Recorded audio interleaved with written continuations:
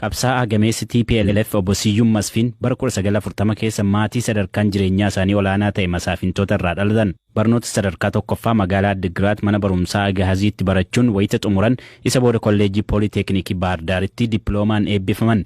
Digirii isaanii barachuuf wayita Yuunivarsiitii Finfinnee galanis achuma yuunivarsiiticha keessatti namoota waldaa barattootaa Tigraay hundeessan keessaa tokko turan.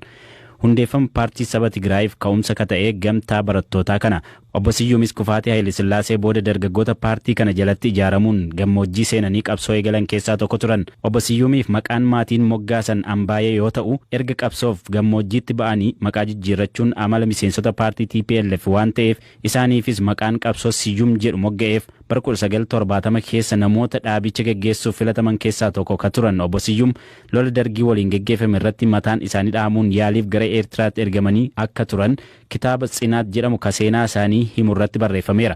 Obbo Siyyuum maraatuu fakkaachuun opereeshinii geggeessaa akka turanis kitaabi kun ni ibsa. Obbo Siyyuum bara 1969 itti gaafatamaa dhimma alaa TPLF ta'uun Sudaanitti ergamanii waggoota 15 tajaajilaniiru.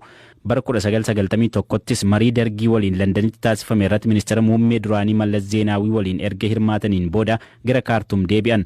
Erga sirni dargii kufeen booda waggoota 20f ministeerri dhimma alaa ta'uun tajaajilaniiru. Obbo Siyyuum bara 1993tti wayita aanga'oota TPLF jidduutti qoodiinsi uumametti garee Mallas Zeenaawii waliin warra hiriiran keessaa tokko turan. Kanaan alattis abbootiin qabeenyaa Eeshiyaa Itoophiyaa keessatti investimentii akka babal'isaniif yaalii olaanaa taasisuun galateeffamu. Isaan boodas obbo Siyyuum waggoota 6 biyya Chaayinaatti ambaasaaddara Itoophiyaa ta'uun tajaajilaniiru. Erga ministeera muummee Abiy Ahmad gara aangootti dhufaniin booda obbo Siyyuum ministeera dhimma alaa keessa tajaajiluu eegalanii turan. Ta'us waan ittiin gammanneef dhiisanii gara Maqalee deeman. Tibbool dhabdee ministeera muummee Abiyyiif TPLF jidduutti cimaa dhufetti kanneen miidiyaadhaan bulchiinsa Abiyyi qeeqan keessaa tokko turan. Lola naannoo Tigraayitti geggeeffameen booda obbo Siyyuum dabalatee aanga'oonni TPLF hedduun akka harka kennatan gaafatamanis didaniiru. Kanneen harka kennachuu didduun ejjennoo isaaniitti cichanii sababa kanaanis lubbuun isaanii dabarte keessaa obbo Siyyuum Masfiin tokko. Tarkaanfii qondaaltota TPLF irratti fudhatamaa jiru ilaalchisee haga yoonaa ibsa kan kennu raayyaa ittisa biyyaati malee TPLF irraa wanti jedhame hin jiru.